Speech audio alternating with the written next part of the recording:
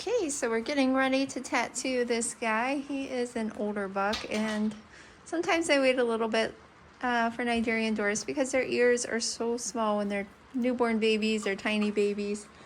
However, if you're selling a goat, you do need to make sure that it's tattooed before it leaves. So I picked up this small animal tattoo plier, I believe at Jeffers.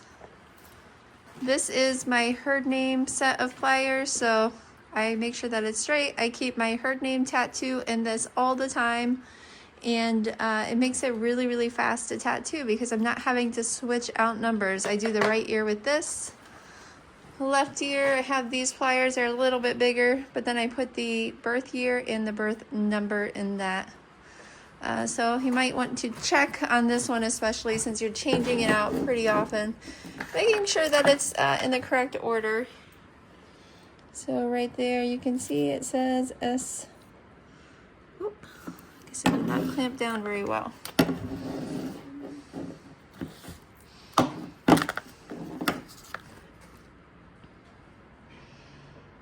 They're right there, S7.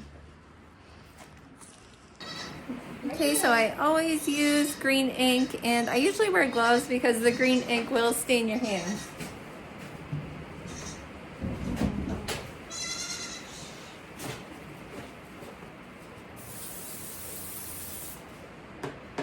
Wipe the ear down right where I'm going to put it before I tattoo. And then I dry it.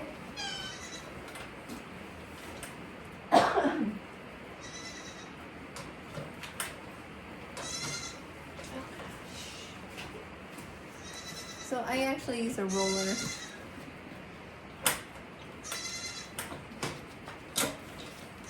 It's also helpful to have someone else to hold their head steady, or if you just have a headstand pin, you can usually make it work.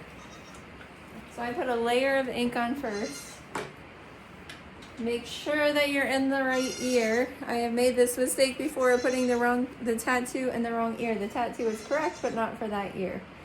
So the birth year and the herd name goes on the animal's left.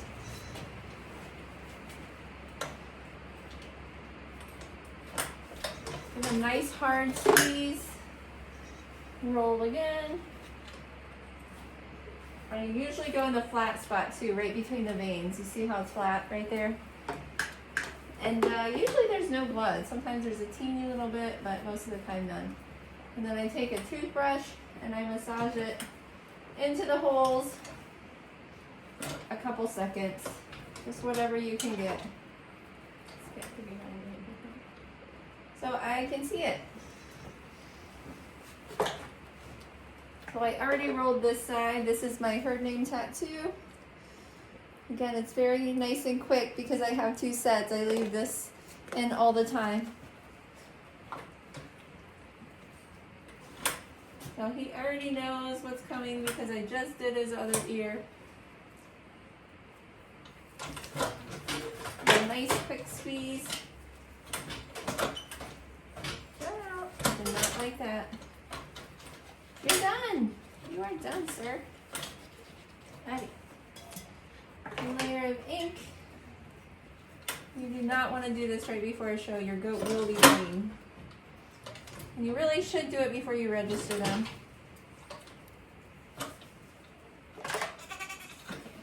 Let's see. So that one I did get a little bit high, but I can still read it. So after you're done, you can spray these off with some betadine or chlorhexidine spray.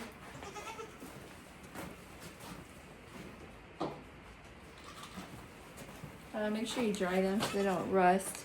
I started using old medicine bottles for the numbers and then one for the letters. It makes it easier to find. And then you can replace your letters or numbers. They sell replacement numbers in little kits or individually, so it's pretty easy to replace them. So for dairy goats, with your premise ID from the BOAH, you can get microchips that are for dairy goats. The Dairy Goat microchips are always starting at 84,000. They do have to be connected with your premise ID. You can't just go online and order them. So you need to make sure that when you order them, you're putting in like your premise ID and everything. And so I put my microchips in the side of the back of the tail. So it's a pretty big gauge needle.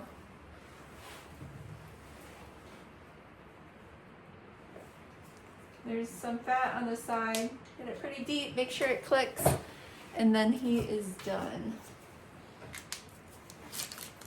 Now this number actually goes on their registration certificate.